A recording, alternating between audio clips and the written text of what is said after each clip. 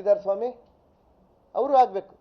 ಇವತ್ತು ನಾನು ಸಂವಿಧಾನದ ಹುದ್ದೆ ಅತ್ಯುನ್ನತ ಸ್ಥಾನದಲ್ಲಿರುವಂಥ ಒಂದು ಹುದ್ದೆಯಲ್ಲಿರುವಂಥ ಗವರ್ನರ್ ಅವರು ಇವತ್ತೇನು ಪ್ರಾಸಿಕ್ಯೂಷನ್ ಕಳಿಸಿದಾರಲ್ಲ, ಅದಕ್ಕೆ ನಾವು ತಲೆಬಾಗ್ತೀವಿ. ಇವತ್ತು ಹ್ಯಾಂಡ್ ಪಿಕ್ ಮಾಡಿದ್ದಾರೆ. ಅದರಲ್ಲಿ ತಮಗೆ ಯಾರಿಗೆ ಬೇಕೋ, ಯಾರಿಗೆ ಬಿಡಬಾರ್ದೋ, ಯಾರಿಗೆ ಬೇಕೋ ಅಂತೇಳಿ. ಮಾನ್ಯ ಕುಮಾರಸ್ವಾಮಿ ಅವ್ರದ್ದು ಯಾಕೆ ಕಳಿಸ್ಲಿಲ್ಲ? 3 ವರ್ಷದಿಂದ ಪೆಂಡಿಂಗ್ ಇದೆ. ನಾನು ಕೇಳಬಹುದಲ್ಲ, ಪ್ರಜಾಪ್ರಭುತ್ವದಲ್ಲಿ ನನಗೆ ಹಕ್ಕಿದೆ ಅದನ್ನ. ಇವತ್ತು ನಿಮ್ಮ ಜೋಡಿ ಅವರೆಲ್ಲರೂ ಕೂಡ ಒಟ್ಟಾಗಿದ್ದಾರೆ, ತಾವೆಲ್ಲರೂ ಕೂಡ ಅಲಯನ್ಸ್ ಅಲ್ಲಿ ಇದ್ದೀರಿ ಅಂತ ಹೇಳಿ ತಾವು ತಿಳಿದು ಇವತ್ತು ಹ್ಯಾಂಡ್ ಪಿಕ್ ಅದನ್ನ ಬಿಟ್ಟು ಬೇರೆ ಬೇರೆ ಸಂದರ್ಭದಲ್ಲಿ ಹೇಳಿ ಇವತ್ತು ನನಗೆ ಮಾತ್ರನೇ ತಾವು ಕಳಿಸ್ತೀರಲ್ಲ ಸ್ವಾಮಿ, ಇದು ನ್ಯಾಯನ? ಅವ್ರಿಗೊಂದು ನ್ಯಾಯ, ನನಗೊಂದು ನ್ಯಾಯನ? ಬರ್ಲಿ, ಚುನಾವಣೆಗಳಲ್ಲಿ ಇದನ್ನೇ ಇಟ್ಕೊಂಡು ಹೋಗ್ತೀವಿ ನಾವು.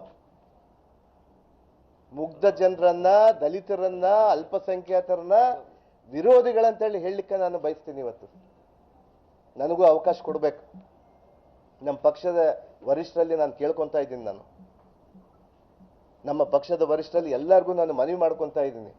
ತಾವು ಏನು ಈ ಸುಳ್ಳನ್ನು ವಾಲ್ಮೀಕಿ ಮಹರ್ಷಿಯ ಹಗರಣ ಅಂತೇಳಿ ಹೇಳ್ತಾ ಇದ್ದೀರಲ್ಲ, ಅದರಲ್ಲಿ ನನ್ನ ಪಾತ್ರ ಇಲ್ಲ ಇಲ್ಲ ಇಲ್ಲ ಅನ್ನುವುದನ್ನು ನಾನು ಜಗಜ್ಜಾಹಿರಾಗಿ ಮಾಡಿದ್ದೀನಿ. ನನ್ನಿಂದ ಏನು ತಪ್ಪಾಗಿದೆ ಸ್ವಾಮಿ? ನಾನು ಕೇವಲ ಕಾಂಗ್ರೆಸ್ ಸರ್ಕಾರದ ಒಬ್ಬ ಮಂತ್ರಿ ಆಗಿದ್ದಕ್ಕೆ ನನಗೆ ಶಿಕ್ಷೆನ?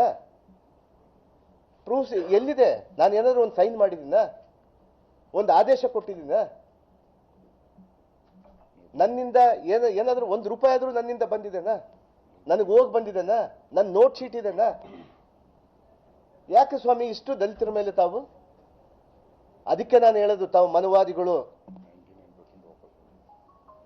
ಮನುಸ್ಮೃತಿಯಲ್ಲಿ ಇರುವಂತಹ ಒಂದು ಪುರಾಣ ಕಾಲದಲ್ಲಿ ಇರುವಂತಹ ಪದ್ಧತಿಯನ್ನ ತಾವು ತೆಗೆದುಕೊಂಡು ಬರ್ಲಿಕ್ಕೆ ತಾವು ಹೋಗ್ತಾ ಇದ್ದೀರಲ್ಲ. ದೇಶದ ಜನತೆ ನೋಡ್ತಾ ಇದೆ. ಈಗಾಗಲೇ ಕೂಡ ಪೂರ್ಣ ಪ್ರಮಾಣದಲ್ಲಿ 100ಕ್ಕೆ 100ರಷ್ಟು ಹಣ ಕೂಡ ವಾಪಸ್ ಆಗಿದೆ. ನಾನು ಕಳಿಸಿದ್ದಲ್ಲ, ಬ್ಯಾಂಕಲ್ಲಿ ಮಾಡ್ಕೊಂಡಿದ್ದಂಥವ್ರು. ಹಂಗಾದ್ರೆ ನಿರ್ಮಲಾ ಸೀತಾರಾಮನ್ ಅವರು ಇವತ್ತಿನ ದೇಶದ ಮಂತ್ರಿಗಳು, ಫೈನಾನ್ಸ್ ಮಿನಿಸ್ಟರ್ ಅವ್ರು ಯಾಕೆ ಮಾಡ್ಕೊಡ್ದು?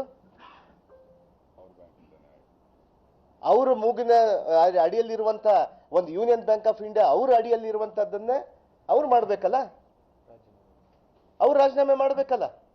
ನನ್ನಂದು ಯಾಕೆ ಸ್ವಾಮಿ? ನಾನು ದಲಿತ ಅಂತೇಳ? ನಾನು ಆದಿವಾಸಿ ಅಂತೇಳ? ಇದು ಒಳ್ಳೇದಾಗಲ್ಲ ತಮಗೆ.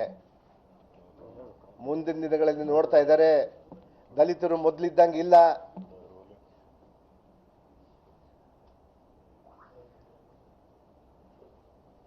ನಾನು ಕೇವಲ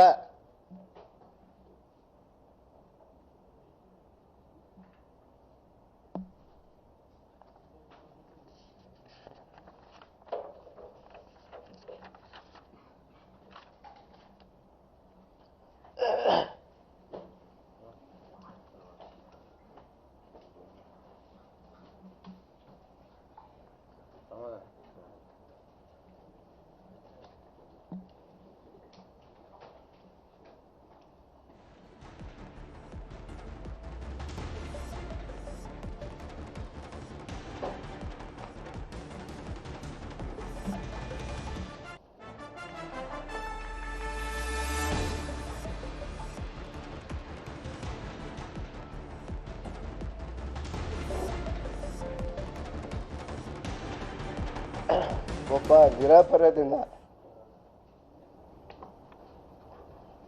ಒಂದು ಸುಳ್ಳನ್ನು ಹೇಳಿ ಹೇಳಿ ಹೇಳಿ ನಿಜ ಮಾಡಿಕೊಟ್ಟಿರಲ್ಲ ಮನುವಾದಿಗಳು. ನಿಮಗೆ ನಾನು ತೋರಿಸ್ತೀನಿ. ಇದು ನನ್ನ ಸವಾಲ್. ನಾನು ಇವತ್ತು ಸಂವಿಧಾನಕ್ಕೆ ತಲೆಬಾಗಿ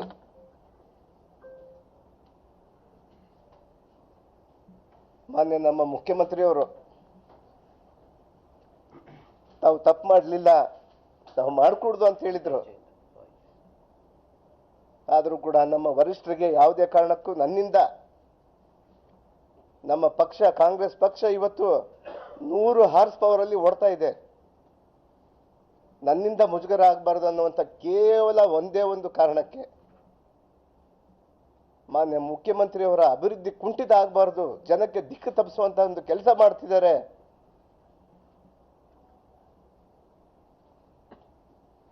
ನಮ್ಮ ವರಿಷ್ಠರು ಮಾನ್ಯ ಖರ್ಗೆಜಿಯವರು ಇದೇ ರಾಜ್ಯದವರು, ಅವರು ಕೂಡ ನಮ್ಮ ರಾಜ್ಯದಲ್ಲಿ ಒಂದು ಸುಳ್ಳನ್ನು ಬಿಚ್ಚಿಕೊಂಡು ಹೋಗ್ತಾ ಇದ್ದಾರಲ್ಲ, ಮತ್ತೆ ಅವ್ರಿಗೂ ಮುಜುಗರ ಆಗಬಾರ್ದು ಅನ್ನೋಂಥ ವಿಚಾರದಿಂದ ಇವತ್ತು ಈ ದೇಶದ ಅತ್ಯುನ್ನತ ಸ್ಥಾನವನ್ನು ಹೊಂದಿರುವಂಥದ್ದು ಅವ್ರನ್ನೇ ಬಿಡ್ಲಿಲ್ಲ. ನನ್ನನ್ನು ಬಿಡ್ತಾರೆ ಸ್ವಾಮಿ ಈ ಮನುವಾದಿಗಳು? ಈ ದಲಿತರನ್ನ, ಶೋಷಿತ ವರ್ಗದವ್ರನ್ನ, ಅಲ್ಪಸಂಖ್ಯಾತರನ್ನ ಬಿಡ್ತಾರಾ ನೀವು?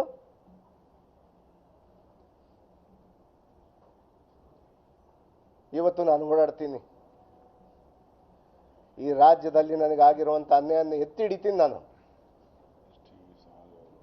ನನ್ನ ಪರಿಶಿಷ್ಟ ಪಂಗಡದ ಸಮಾಜದವರು 15 ಸ್ಥಾನಗಳಲ್ಲಿ ಕೂಡ ನಾನು ಓಡಾಡ್ತೀನಿ. ನನಗೆ ಮಾಡಿರುವಂಥ ಈ ಬಿಜೆಪಿ ದುಷ್ಟ ಶಕ್ತಿಗಳು, ಕೋಮುವಾದಿ ಪಕ್ಷದವರು ವಿನಾಕಾರಣ ಹಗರಣ ಇಲ್ಲದೇನೆ ಹಗರಣವನ್ನು ತಂದು ನನ್ನ ಮೇಲೆ ಕಟ್ಟಿ ತಾವು ನನ್ನ ತಲೆದಂಡನ್ನು ಮಾಡ್ತಿದ್ದೀರಲ್ಲ ಸ್ವಾಮಿ. ಶಂಭುಕ ಅನ್ಕೊಂಡಿದ್ದೀರಾ ನೀವು? ಪುರಾಣ ಕಾಲದ ಶಂಭುಕ ಅಲ್ಲ. ಲೋಕ ಕಲ್ಯಾಣಕ್ಕಾಗಿ ಮಾಡಿದಂಥ ತಪಸ್ಸನ್ನ ಶಂಭುಕ ಮಾಡ್ತಾ ಇದ್ದ, ಅವನ ತಲೆದಂಡ ಆಯ್ತು. ಆದರೆ ಇವತ್ತು ನಾನು ಶಂಭುಕ ಆಗ್ಲಿಕ್ಕೆ ನಾನು ತಯಾರಿಲ್ಲ ಸ್ವಾಮಿ. ನಾನು ಇಡೀ ದೇಶವನ್ನೇ ಈ ಹಿಂಬಾಗಲಿನಿಂದ ಬರ್ತಿರ್ತಾವು. ಈ ರಾಜ್ಯದಲ್ಲಿ ಪ್ರತಿ ಬಾರಿ ಸರ್ಕಾರ ಮಾಡಿದಂಥ ಸಂದರ್ಭದಲ್ಲಿ ಕೂಡ ತಾವು ಹಿಂಬಾಗಿಲಿನಿಂದ ಬಂದಿರೋದು. ಈ ರಾಜ್ಯ ಯಾವತ್ತೂ ಕೂಡ ನಿಮಗೆ ಸರ್ಕಾರ ಪೂರ್ಣ ಪ್ರಮಾಣದಲ್ಲಿ ಸರ್ಕಾರ ಕೊಡೋದಿಲ್ಲ. ನಮ್ಮ ರಾಜ್ಯ ಅಂತ ಬುದ್ಧಿವಂತರ ನಾಡಾಗಿದೆ ಇವತ್ತು. ಅಂತ ಒಂದು ಬುದ್ಧಿವಂತರ ನಾಡಲ್ಲಿ ಕೂಡ ಇರೋ ಪಕ್ಷದವ್ರನ್ನ, ಬೇರೆ ಮಕ್ಕಳನ್ನ ಕರ್ಕೊಂಡು ಹೋಗಿ ತಾವು ಸಂಸಾರವನ್ನು ನಡೆಸುವಂತಹದ್ದು ತಾವು ಮಾಡ್ಕೊತಾ ಇದ್ದೀರಿ. ಬೇರೆ ಪಕ್ಷದಿಂದ ಗೆದ್ದಂಥವ್ರನ್ನ ತೆಗೆದುಕೊಂಡು ಹೋಗಿ ತಾವು ಸರ್ಕಾರವನ್ನು ರಚನೆ ಮಾಡಿ 40% ಲೂಟಿಯನ್ನು ತಾವು ಮಾಡಿದ್ದೀರಿ ಇವತ್ತು. ಇಂಥದನ್ನೆಲ್ಲ ಬೆಳಕು ಚೆಲ್ಲಬೇಕಂದ್ರೆ ನನಗೆ ಸದನದಲ್ಲಿ ಅವಕಾಶ ಮಾಡಿಕೊಡ್ಲಿಲ್ಲ ತಾವು. ಇವತ್ತು ಈ ಸದನದ ಮೂಲಕ, ಈ ಮಾಧ್ಯಮದ ಮೂಲಕ ನಾನು ಹೇಳ್ತಾ ಇದ್ದೀನಿ, ಮಾನ್ಯ ಮುಖ್ಯಮಂತ್ರಿಯವರು CLP ಇಂದ ಹಿಡಿದು ಪ್ರತಿ ಸಂದರ್ಭದಲ್ಲಿ ಡೆಲ್ಲಿಯಿಂದ ಹಿಡಿದು ಗಲ್ಲಿವರೆಗೂ ಕೂಡ ನಾಗೇಂದ್ರ ತಪ್ಪು ಮಾಡಲಿಲ್ಲ ಅನ್ನುವಂಥ ವಿಚಾರವನ್ನು ಹೇಳಿದ್ರು. ನಮ್ಮ ವರಿಷ್ಠರ ಗಮನಕ್ಕೂ ತೆಗೆದುಕೊಂಡು ಬಂದರು. ಆದರೆ ನನ್ನಿಂದ ಸ್ವಾಮಿ, ನನ್ನಿಂದ ನಮ್ಮ ಪಕ್ಷಕ್ಕೆ ಮುಜುಗರ ಆಗಬಾರ್ದು ಅನ್ನುವಂಥ ಕೇವಲ ಒಂದು ವಿಚಾರದಿಂದ ನಾನು ಇವತ್ತು ನನ್ನ ಸ್ವ ಇಚ್ಛೆಯಿಂದ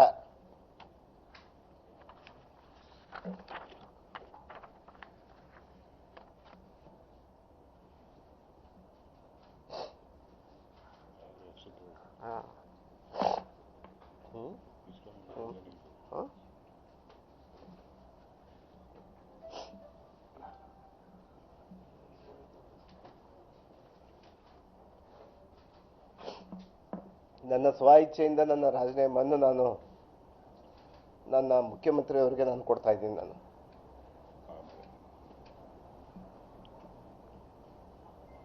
ಆದರೆ ನನಗೆ ವರಿಷ್ಠರಲ್ಲಿ ನನ್ನ ಇನ್ನೊಂದು ಮನವಿ ಇದೆ. ಇಲ್ಲೇ ವರಿಷ್ಠರಿದ್ದಾರೆ, ಇಲ್ಲಿ ಮುಖ್ಯಮಂತ್ರಿ ಹಾದಿ ಇಟ್ಕೊಂಡು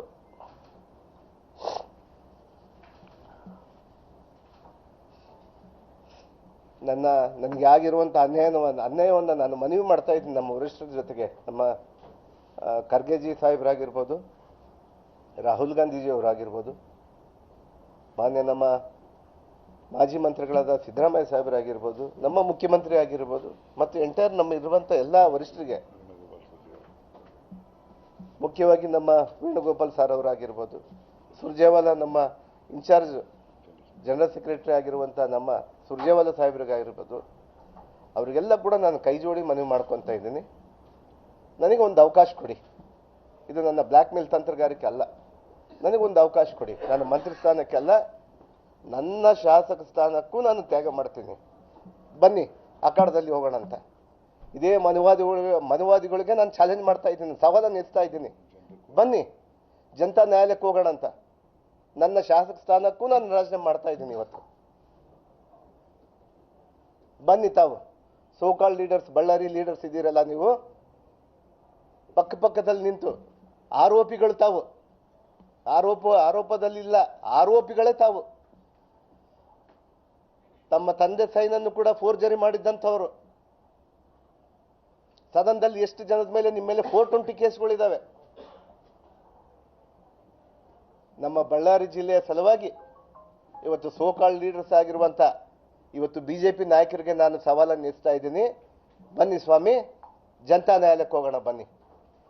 ನಾನು ಇವತ್ತು ರಾಜೀನಾಮೆ ಮಾಡಿ ಬರ್ತೀನಿ. ನಾನು ನಿನಗೆ ತಾಕತ್ತಿದ್ರೆ ನಮ್ಮ ಪಕ್ಷವನ್ನು ಎದುರಿಸ್ರಿ, ನೋಡ್ತೀವಿ ನಾವು. ನಮ್ಮ ಕಾಂಗ್ರೆಸ್ ಪಕ್ಷವನ್ನು ಎದುರಿಸ್ರಿ. ಒಂದು ಸುಳ್ಳನ್ನು ಇಟ್ಕೊಂಡು ತಾವು ಪಾದಯಾತ್ರೆ ಮಾಡ್ಕೊಂಡು ಬರ್ತಾ ಇದ್ರಲ್ಲ ಸ್ವಾಮಿ. ನಮ್ಮ ಮುಗ್ಧ ಜನರು ಯಾರು ಕೂಡ ಮುಗ್ಧರಿಲ್ಲ ಇವಾಗ. ತಮ್ಮ ಗೊಡ್ಡು ಬೆದರಿಕೆಗೆ ಯಾರು ಬೆದರೋದಿಲ್ಲ. ಇವತ್ತೇನು ಇನ್ನೊಂದು ಕೇಸ್ ಮಾಡ್ಬೋದು ನನ್ನ ಮೇಲೆ, ಇಡಿ ಸಿಬಿಐ ಮತ್ತೆ ಬಿಡ್ಬೋದು ಅವರು. ಎದುರಲ್ಲ ಸ್ವಾಮಿ. ನನ್ನಂತ ನಾಗೇಂದ್ರಗಳು ಲಕ್ಷ ಜನ ಇದ್ದಾರೆ ನಮ್ಮ ಬಳ್ಳಾರಿಯಲ್ಲಿ. ಬನ್ನಿ ನೋಡೋಣ ಅಂತ. ನಾನು ರಾಜೀನಾಮೆ ಮಾಡ್ತೀನಿ. ಇವತ್ತು ಜನತಾ ನ್ಯಾಯಾಲಯಕ್ಕೆ ಇಡೋಣ ಅಂತ. ನನ್ನ ತಪ್ಪಾಗಿದ್ರೆ ನಾನು ಸೋಲ್ತೀನಿ. ಇವತ್ತು ನನ್ನ ನೇರ ಸವಾಲು ಆಗ್ತಾ ಇದ್ದೀನಿ ನಾನು. ಇವತ್ತೇನು ರೆಡ್ಡಿ ರಾಮುಲು ಅಂತೇಳಿ ಬಲಿಷ್ಠರು ಬಿಜೆಪಿಯಲ್ಲಿ ಕುತಂತ್ರಿಗಳಂತ ಹೇಳಿ ನೀವು ಹೇಳ್ತಾ ಇದ್ರಲ್ಲ, ತಮ್ಮ ಕುತಂತ್ರದಿಂದ ನನಗೆ ಏನು ಮಾಡಿದ್ರಿ ಅಂತೇಳಿ ನನಗೆ ನೋವಿದೆ. ನನಗೆ ಬನ್ನಿ ಸ್ವಾಮಿ, ನಾನು ರಾಜೀನಾಮೆ ಮಾಡ್ತೀನಿ. ರಾಮುಲು ಅಣ್ಣ ಬಾ ಅಣ್ಣ, ನೀನೇ ಬಾ. ನಾನು ಹಗರಣ ಮಾಡಿಬಿಟ್ಟಿದ್ದೀನಿ. 187 ಕೋಟಿ ಯಾರ್ಯಾರಿಗೋ ಕೊಟ್ಟಿದ್ದೀನಿ. ರಾಹುಲ್ ಗಾಂಧೀಜಿ ಅವ್ರ ಮನೆಗೆ ಕಳಿಸಿದ್ದೀನಿ, ಇನ್ನೊಬ್ಬರು ಕಳಿಸಿದ್ದೀನಿ ಅಂತ ಹೇಳ್ತೀಯಲ್ಲಪ್ಪ. ಬಾ ನ್ಯಾಯಾಲಯಕ್ಕೆ ಹೋಗೋಣ ಬಾಪ್ಪ, ಜನತಾ ನ್ಯಾಯಾಲಯಕ್ಕೆ ಬಾ. ನೀನು ಸವಾಲನ್ನು ಸ್ವೀಕಾರ ಮಾಡ್ಬೇಕು. ನಾನು ನಮ್ಮ ವರಿಷ್ಠರಲ್ಲಿ ನಾನು ಮನವಿ ಮಾಡ್ಕೊಂತೀನಿ. ನಾನು ಒಂದು ಸುಳ್ಳನ್ನು ಹೇಳಿ ತಮ್ಮ ಬೇಳೆ ಬೇಯಿಸ್ಕೊಳ್ಳಿಕ್ಕೆ ಬಳ್ಳಾರಿ ಜನರ ಮುಗ್ಧ ಜನರನ್ನ, ಬಳ್ಳಾರಿಯಲ್ಲಿ ಈಗಾಗಲೇ ಕೂಡ ತಾವು ರಿಜೆಕ್ಟ್ ಪೀಸ್ಗಳು, ಚಲಾವಣೆ ಇಲ್ಲದ ನಾಣ್ಯಗಳು ತಾವು ಅದನ್ನ ಮನದಲ್ಲಿ ಇಟ್ಕೊಂಡು ಇವತ್ತು ನನ್ನ ಮೇಲೆ ವಿನಾಕಾರಣ ಮಾಡ್ತಾ ಇದ್ದಾರೆ ಸ್ವಾಮಿ. ನನಗೊಂದು ನ್ಯಾಯ, ನಿಮಗೊಂದು ನ್ಯಾಯನಾ? ಒಂದು ಬಾರಿ ಅಲ್ಲ 2 ಬಾರಿ ಚೀಮಾರಿ ಹಾಕಿದ್ದಾರೆ ನಿಮಗೆ ಗೊತ್ತಾ? ಬನ್ನಿ ಸ್ವಾಮಿ, ತಾವು ಬನ್ನಿ. ಪಕ್ಕದಲ್ಲಿ ಯಾರ್ಯಾರಿಗೋ ನಿಂತು ಚೀಟಿಗಳು ಕೊಡೋದಲ್ಲ. ಇದನ್ನ ಹೇಳಿ ಅದನ್ನ ಹೇಳಿ ಇಲ್ಲ ಸಲ್ಲದನ್ನ ಹೇಳಿ ಅಂತೇಳಿ ಬನ್ನಿ. ನಾನು ಅಖಾಡ ಕೀಳಿಲಿಕ್ಕೆ ನಾನು ರೆಡಿ ಇದ್ದೀನಿ. ನಮ್ಮ ವರಿಷ್ಠರಲ್ಲಿ ನಾನು ಮನವಿ ಮಾಡ್ಕೊತಾ ಇದ್ದೀನಿ. ನಾನು ಈ ದೇಶದಲ್ಲಿ ಜನತಾ ನ್ಯಾಯಾಲಯಕ್ಕಿಂತ ಯಾವ ನ್ಯಾಯಾಲಯ ಕೂಡ ದೊಡ್ಡದಲ್ಲ. ನನಗೆ ಮುಕ್ತ ಕಂಠದಲ್ಲಿ ನಾನು ಹೇಳ್ತೀನಿ, ನ್ಯಾಯಾಲಯದಲ್ಲಿ ನನಗೆ ಜಯ ಸಿಗುತ್ತಂತೇಳಿ ಹೇಳ್ತಾ ಇದ್ದೀನಿ. ನಾನು ಈ ನ್ಯಾಯಸ್ಥಾನದ ಮೇಲೆ ನಂಬಿಕೆ ಇದೆ ನನಗೆ. ಈ ಕೇಸಲ್ಲಿ ನಾನು ಸಂಪೂರ್ಣವಾಗಿ ಆರೋಪ ಮುಕ್ತನಾಗಿ ಬರ್ತೀನಿ ಅಂತೇಳಿ ಬಹಳ ದೊಡ್ಡ ನಂಬಿಕೆ ಇದೆ ನನಗೆ. ಅದು ನಮ್ಮ ಪಕ್ಷದವರಿಗೂ ಗೊತ್ತಿದೆ ಸ್ವಾಮಿ. ಅದನ್ನು ಬಿಟ್ಟು ಇಲ್ಲ ಸಲ್ಲದ ಕಾರಣಗಳಿಂದ ತಾವು ಏನು ಇವತ್ತು ಇಂಥ ಕೆಲಸನ್ನ ನೀಚ ಕೆಲಸಕ್ಕೆ ಮಾಡಕ್ಕೆ ಹೊಂಟಿದ್ದೀರಲ್ಲ, ತಮಗೆ ಒಳ್ಳೇದಾಗಲ್ಲ ಅನ್ನುವಂಥ ವಿಚಾರವನ್ನು ನಾನು ತಿಳಿಸ್ಲಿಕ್ಕೆ ನಾನು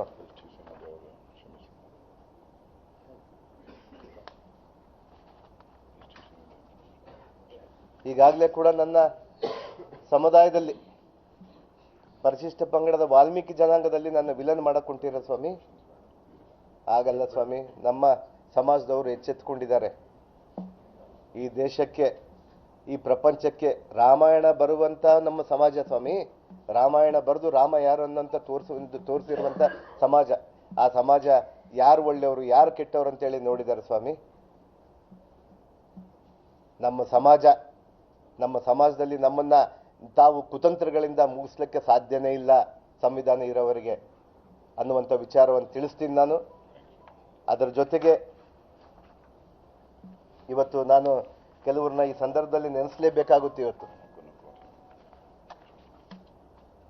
ನಮ್ಮ ಮುಖ್ಯಮಂತ್ರಿಗಳು ಇಡೀ ಸದನದಲ್ಲಿ ಪ್ರತಿಯೊಂದು ಸಂದರ್ಭದಲ್ಲಿ ನಾನು ತಪ್ಪಿತಸ್ಥ ಅಲ್ಲ ಅನ್ನುವಂಥದ್ದನ್ನ ಬಹಳಷ್ಟು ಪ್ರಮಾಣದಲ್ಲಿ ಕೂಡ ಅವರು ಹೇಳಿಕೆಯನ್ನು ಹೇಳ್ಕೊಂಡು ಬಂದರು. ಅವ್ರಿಗೂ ಧನ್ಯವಾದಗಳನ್ನು ಹೇಳ್ತೀನಿ. ಮತ್ತು ನಮ್ಮ ವರಿಷ್ಠರಾದಂಥ ಮಲ್ಲಿಕಾರ್ಜುನ ಖರ್ಗೆ ಸಾಹೇಬರು ಮತ್ತು ನಮ್ಮ ವೇಣುಗೋಪಾಲ್ ಸಾಹೇಬರು, ರಾಹುಲ್ ಗಾಂಧೀಜಿಯವರು, ಸುರ್ಜೇವಾಲಾ ಅವರು ಮತ್ತು ನಮ್ಮ ಮಾಜಿ ಮುಖ್ಯಮಂತ್ರಿಗಳಾದ ಸಿದ್ದರಾಮಯ್ಯ ಸಾಹೇಬರು, ನಮ್ಮ PCC ಅಧ್ಯಕ್ಷರಾಗಿರುವಂತಹ ಹರಿಪ್ರಸಾದ್ ಸಾಹೇಬರು,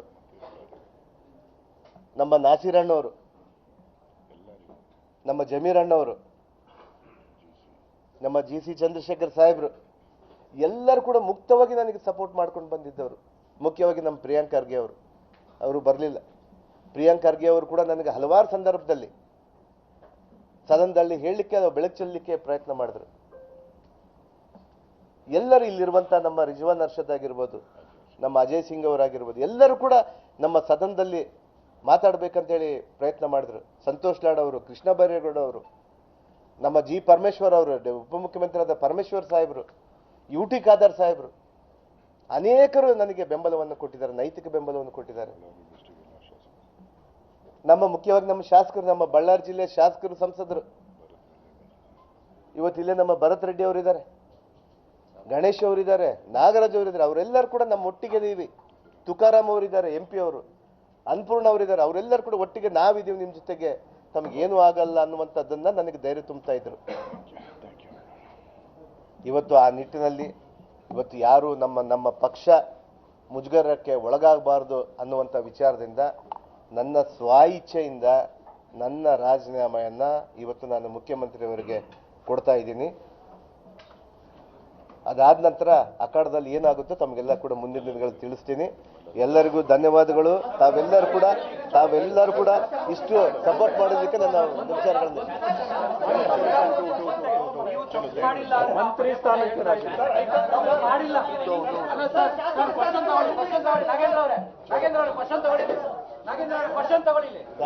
ಮಾಡಿಲ್ಲ ಅಂತ ಹೇಳಿದ್ಮೇಲೆ ಯಾಕಷ್ಟೊಂದು ಎದುರಿಗೆ ಏನಾದ್ರು ಕೊಟ್ರ ರಾಜೀನಾಮೆ ಅಂತ